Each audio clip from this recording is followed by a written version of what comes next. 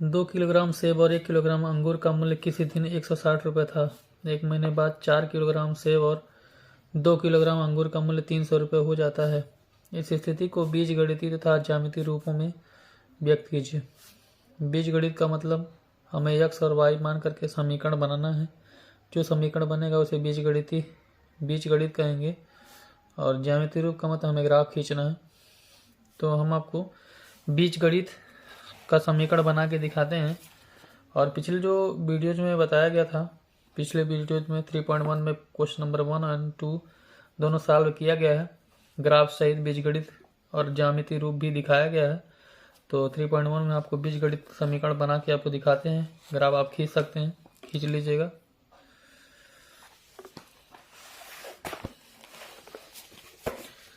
तो सबसे पहले मान लेते हैं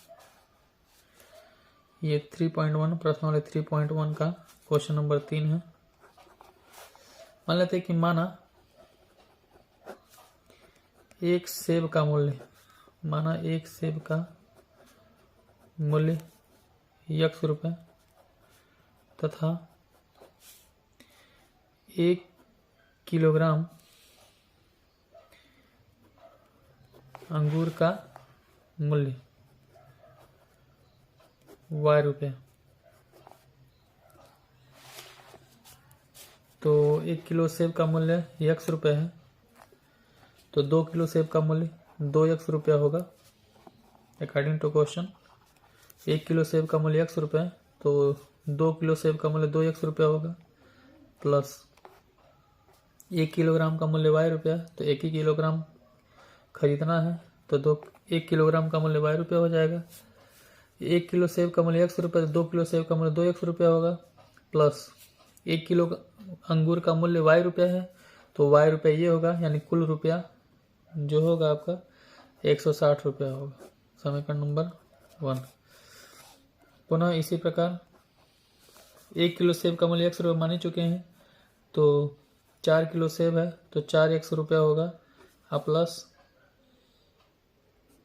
2 किलोग्राम अंगूर का मूल्य 300 रुपये है, 300 रुपये हो जाता है। यानी 4 किलो सेब और 2 किलो अंगूर दोनों का मूल्य जोड़ करके 300 रुपये हो जाता है।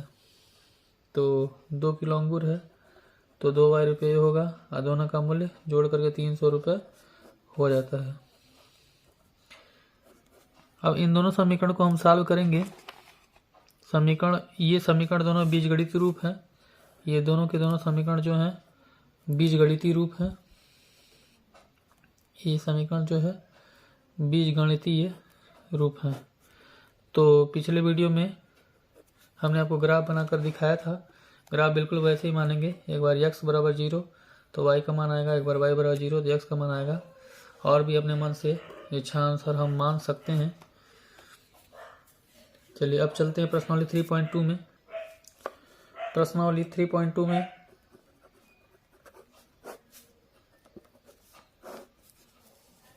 हमें चेक करना है कि प्रतिच्छेदी रेखाएं कौन सी होती हैं, समांतर रेखाएं कौन होती हैं और समपाती रेखाएं कौन सी होती हैं। यदि मान लेते हैं 3 समीकरण कुछ इस प्रकार हो, a1x, 2 समीकरण कुछ इस प्रकार हो, a1x plus b1y plus c1 बराबर 0 और a2x plus b2y plus c2 बराबर 0। यदि 2 समीकरण हो, यानी कि 2 रेखाएं हो। यदि आपसे पूछा जाए कि किसी रेखा का समीकरण बताइए, तो हम कहेंगे a1x plus b1y plus c1 बराबर 0। रेखा का समीकरण x बराबर 0 भी हो सकता है, y बराबर 0 भी हो सकता है, x बराबर 1, x बराबर 2, x बराबर 3, x बराबर 4, y बराबर 1, y बराबर 2, y बराबर 3, y बराबर 4, यानी रेखा का समीकरण हो सकता है। यानी x बराबर कुछ भी मान हम लें तो वो रेखा का समीकरण हो सकता है। क्योंकि x का जब पावर 1 होता है और y का पावर 1 होता है तो ये रेखी कहलाएगा। और बराबर 0 है तो रेखीय समीकरण कहेंगे इसको। तो पहला शर्त ये है कि जब रेखाएं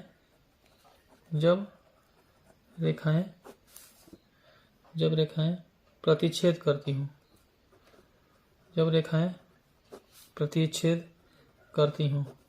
तो जब रेखाएं प्रतिच्छेद करेगा तो तो संबंध क्या होगा, a1/a2 बराबर नहीं है b1/b2 के। a1/a2 बराबर नहीं है b1/b2 के। मान लीजिए एक रेखा ये है और दूसरी रेखा ये है, तो ये दोनों रेखाएं एक दूसरे को प्रतिच्छेद किए, तो जब प्रतिच्छेद करेंगे तो प्रतिच्छेदन बिंदु मिलेगा। यानी कि जब दो समीकरणों को सॉल्व करते हैं तो एक मान x का निकलता है, एक मान y का, तो इसको हम कहते हैं प्रतिच्छेदन बिंदु। और ये इस बिंदु का नाम है x अक्ष का निर्देशांक, y अक्ष का निर्देशांक। यानी ये हम कह सकते हैं कि दो समीकरणों जब हम सॉल्व करते हैं तो एक x का मान निकलता है, एक y का मान निकलता है। तो यही प्रतिच्छेदी रेखाएं हैं, ये दोनों जो हैं प्रतिच्छेदी रेखाएं हैं। और कहेंगे इसका हल जो होगा, इसका जो हल होगा अद्वितीय होगा।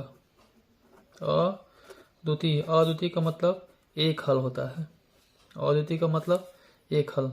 अद्वितीय का मतलब एक हल। एक हल का मतलब होता है एक ही x का मान मिलेगा, एक ही y का मान मिलेगा। यानी एक से अधिक ना तो x का मान होगा, ना तो एक से अधिक y का मान होगा, मात्र एक हल होगा। तो इसको अद्वितीय कहते हैं। अद्वितीय का मतलब दूसरा कोई नहीं। अच्छा, दूसरा संबंध है जब रेखाएं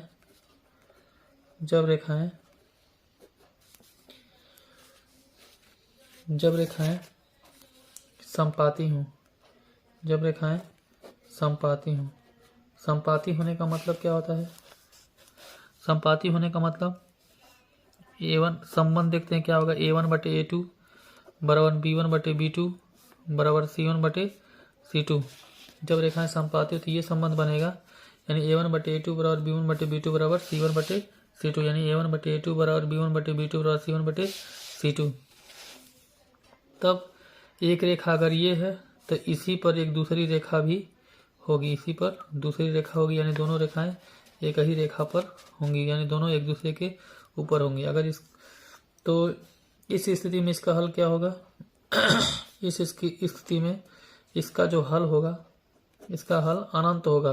अनंत होने का मतलब x के भिन्न भिन्न मानों पर y के भिन्न भिन्न मान होंगे। x के भिन्न भिन्न मानों पर y के भिन्न भिन्न मान होंगे। अगर एग्जाम्पल लिया जाए, एग्जाम्पल दे के बताया जाए अगर, तो एग्जाम्पल में मान लीजिए x + y बराबर 2, ये तो पहला समीकरण होगा।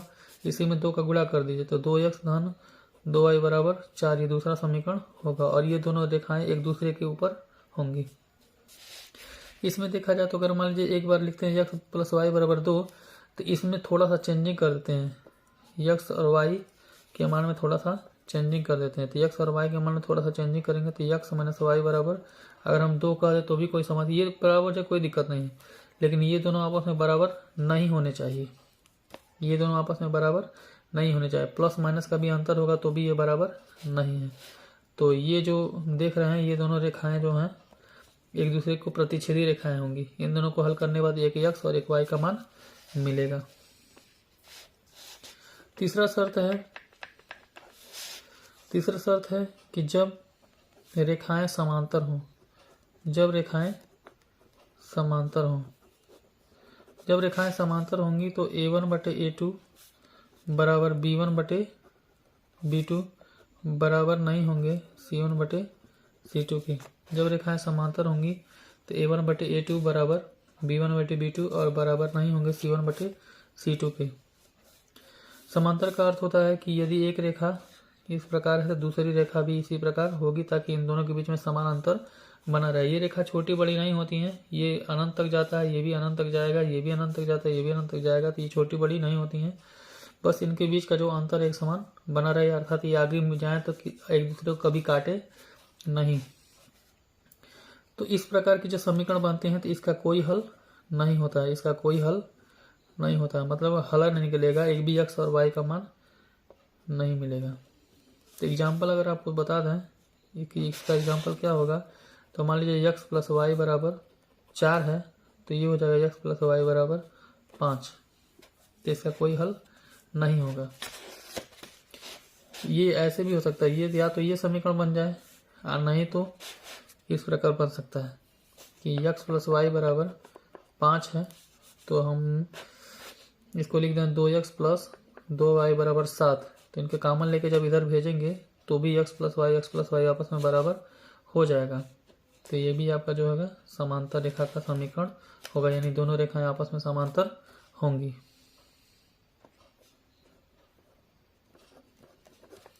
ठीक है, तो ये आपके जो है 3 शर्त हैं। इस प्रकार 3.2 का क्वेश्चन नंबर 2 हम सॉल्व कर सकते हैं। और साथ में ये भी आपको बता दें जानकारी के लिए, जो रेखाएं प्रतिच्छेद करती हैं यानी जिसमें कोई हल निकलता है, जैसे ये रेखाएं प्रतिच्छेद करती है इसमें हल निकलता है तो ये संगत होंगी, यानी ये जो रेखाएं देख रहे हैं ये संगत होंगी। अब देखिए जिसका अनंत हल निकलता है ये भी क्या होंगी, संगत होंगी।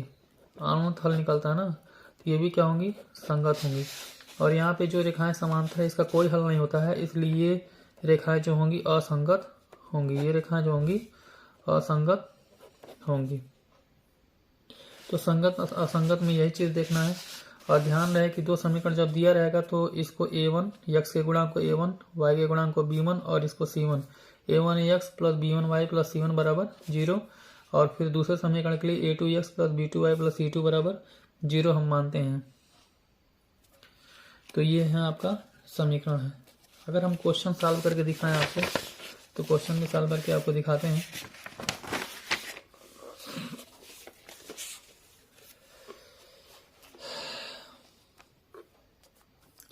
क्वेश्चन नंबर प्रश्नावली 3.2 का क्वेश्चन नंबर 2 है। क्वेश्चन नंबर 2 प्रश्नावली 3.2 का क्वेश्चन नंबर 2 है।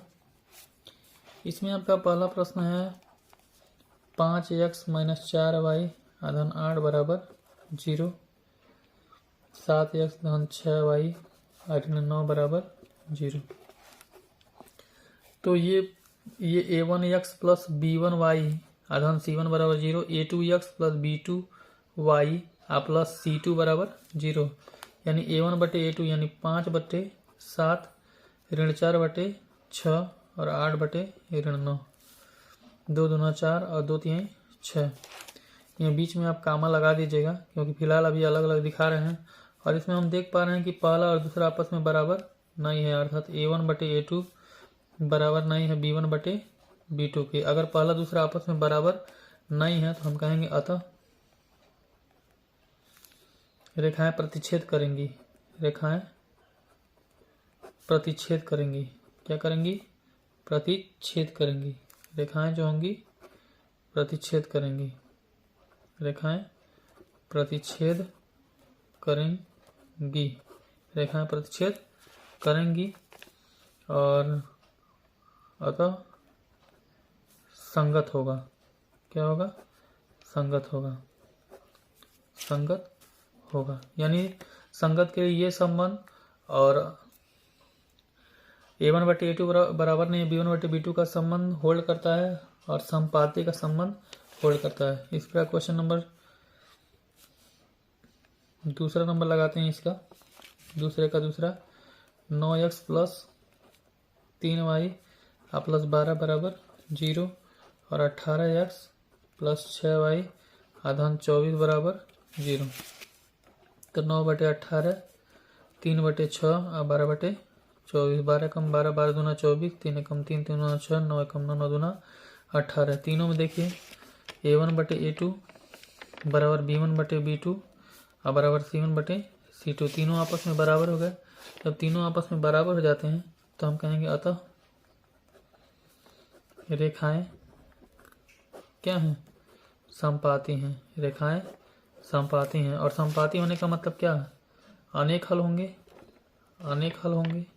अनेक हल मतलब अनंत हल होंगे और अनंत हल होंगे और साथ में क्या होंगे? संगत होंगे तथा संगत होंगे।